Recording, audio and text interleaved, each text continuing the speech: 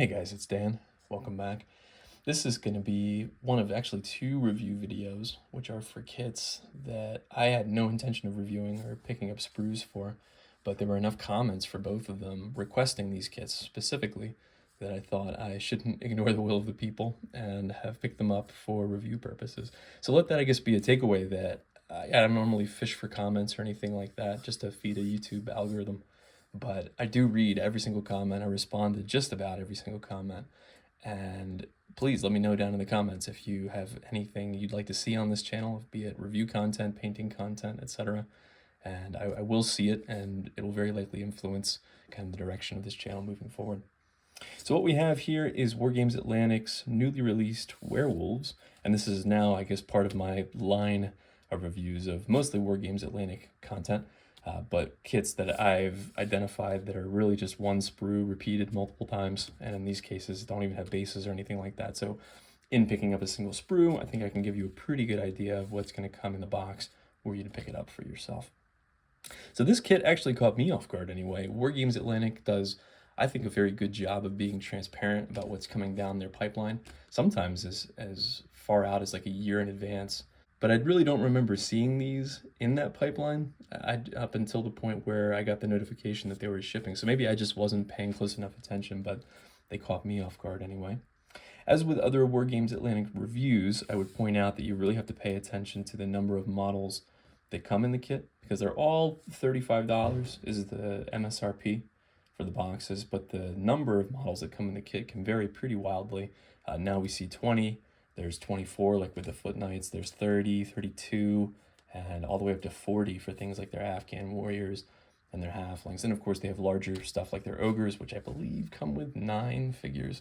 So you do have to pay attention, but I do want to speak in defense of that practice by hopefully not boring you. I'll keep this very brief by talking about a little bit of economics, because there's a concept called elasticity with a product, which very basically means that the higher the price point, it's likely you're going to sell less of a thing, and then the lower it is, you'll likely sell more of the thing. But those aren't linear, those relationships, which means that you can actually calculate what is the ideal price to set something at in order to maximize revenues. And there's all kinds of variables in that too, right? Because the demand for like a fantasy kit might not be the same for, say, a historical kit. And then even within those ranges, demand's going to be different. So all that is to say that I think that's part of what Wargames Atlantic is doing here, is they're trying to figure out what the ideal price point is per model for some of their kits. And that's going to take some experimentation to see what's successful and then what is not. I would also point out that 20 miniatures for 35 USD, I think, is the exact price point that Mantic uses for most of the miniatures that they produce, for certainly for like infantry miniatures like that. And it's substantially cheaper still than Games Workshop, which has kind of like a scattershot pricing model, almost to like muddy the water on what the value of a single figure is, but that's a whole separate conversation. Anyway, all that is to say, I think this is very reasonable, 20 miniatures for $35 US. But, of course, what also matters is let's look at the miniatures themselves and see how they look. So it's one sprue, as I said, repeated 5 times in this case, because it's 20 miniatures, 4 miniatures per sprue. And it's pretty, I think, small and straightforward as far as sprues are concerned. The subject matter doesn't really lend itself to a whole lot of options and customizability, but we'll get down into that when we look at the details here. The only thing I'll say kind of out of the gates here is that I think these are a little bit small. I had expected them to be somewhat bigger, and I will say personally that if I were to like pick up a werewolf kit for myself, I would have wanted these to be basically ogre sized. Like I would want something to be 100% larger than this, and maybe only get 8 or 9 models in the kit is what would be of value to me. Now, I trust Wargames Atlantic in terms of like doing market research to figure out what is in demand, what are people going to buy, and their Vox Populi system is a really good, I think, metric for that. So they're the ones putting the money into investing in these kits, so I'll trust that they've done their own research to figure out that there's probably more demand for infantry-sized werewolves than larger ogre-sized ones. But that would be personally what I would be more interested in. But let's take a look at the sprue here, and then we'll look at some of these bits in more detail. The sculpting, as ever, is very crisp, very clean. I don't see any flash or mold lines at all. And I've mentioned that in, I think, all of my Wargames Atlantic reviews. I think their production quality is very, very high. And you can see the sprue is broken up basically into bodies, tails, which are kind of hidden up here at the top with the arms. You've got arms, and then you've got heads. And in terms of bit breakdown, what you've got are 4 bodies per sprue, again, 20 models per kit. Each of those there's 1 tail option per body. That seems like they can, mix and match between the poses. There are actually 6 heads. 1, 2, 3, 4, 5, 6. And then there are 14 arms, which I actually counted is evenly broken up between left and right arms, which is good. But let's look here at the bodies themselves first. You can see they're on either side of the sprue here. And I think the sculpting's very good, to be honest with you. I had worried, especially when I first saw like the renders when these were announced as going to be shipping soon, that they would be like, I don't know how else to say it, but they would be too sexy looking, which is not what I would be looking for necessarily in miniatures. I do maybe wish there was a little bit more fur, but other than that, I think the poses are good. And I think that I am convinced anyway by the kind of design aesthetic there.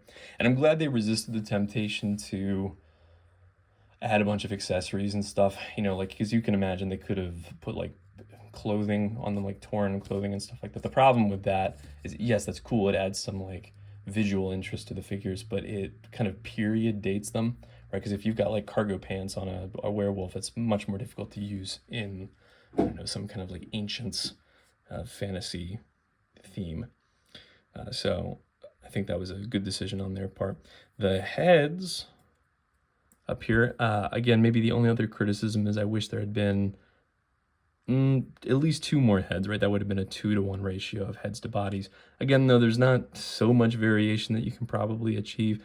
I will say, from looking at them up close here, again, the detail is very good, very crisp. I like that a lot. Is that some of the faces, like the snouts, are a little bit shorter than others, and I do like that. I like like this one here. I don't know if I can turn it enough that you guys can see. This one here has a longer snout compared to like this one, which almost looks like he's, I don't know, mid-transformation or something like that. Some of them have longer ears too than others, which have shorter ones.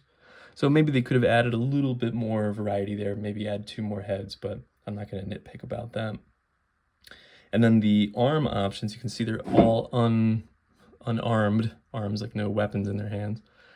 And they're all in various open-handed attacking poses here.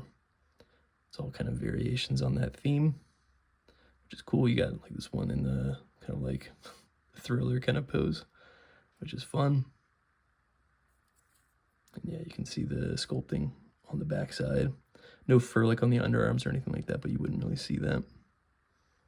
So yeah, I think that's a very successful, straightforward kit, and it doesn't really have much frills to it. But as I said, the opposite can also be true, right? Like we saw in the Lizard Man kit, where if you try to do too much, especially if it's at the expense of some of the existing arm options that are on here, it can actually detract from the kit if you start adding, guns and stuff into this set. So much better, I think, to put out like a core base set like this that is comparatively simple, and then you can supplement with 3D printing options off of their digital arm.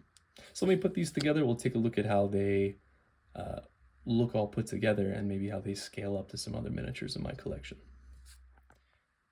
All right, so I've put all 4 of these together, and I gotta say, I had a lot of fun building these. They were very straightforward to assemble. You can see it's just the body, the head, the tail, and 2 arms. So not a whole lot of difficulty in terms of assembly. And I think that these are really dynamic poses that you can achieve. And a lot of that I think actually comes from the arms, because you can see that many of them are in kind of these sweeping poses, and the way that they cut the torsos, like the spot where the arm is going to attach, are actually at angles in a lot of cases, which is clever, because I found just from dry fitting that you can really create like a totally different looking model. Makes me wish I picked up 2 sprues just to show you, like, you can have the same model with a different set of arms, and even if it's the same head and tail, it's going to look like a completely different miniature. And I like the kind of classic Wolfman aesthetic that they've gone with here. So yeah, very successful, I think. And someone had suggested in my last review video that I should have kind of a standard set of figures that I compare anything I'm reviewing to for scale purposes. And I think that's a great suggestion. And in fact, I think I'm going to pick up, I have like actually some Space Marines on the way for exactly that. So there's a couple of other figures I'm going to add to this kind of standard lineup here. But for now, I've got 5 from different manufacturers. So the first is a Lord of the Rings miniature. Maybe I'll pick the one that is, I guess that is the one that's in kind of a least crouching pose. So this is a Lord of the Rings Gandalf figure. And then I have a Wargames Atlantic Foot Knight. And then a Perry Foot Knight.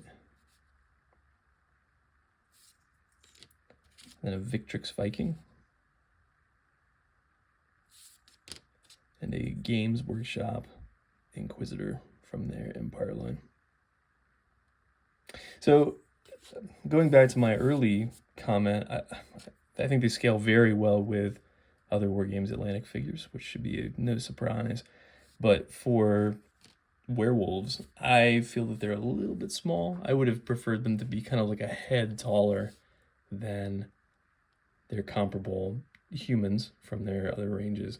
So what's the verdict? I think this is a fantastic kit. I think there might be some criticisms about scale and anybody that might criticize the simplicity of the kit, I would again encourage you to watch my Lizardmen review to see what can happen if you try to do too much with one kit, and also point out that Wargames Atlantic has a whole digital arm that can be used to complement otherwise straightforward sets like this. So I think this is a great addition for them, and I'm very happy to see like a true classic fantasy addition to their range. So well done there.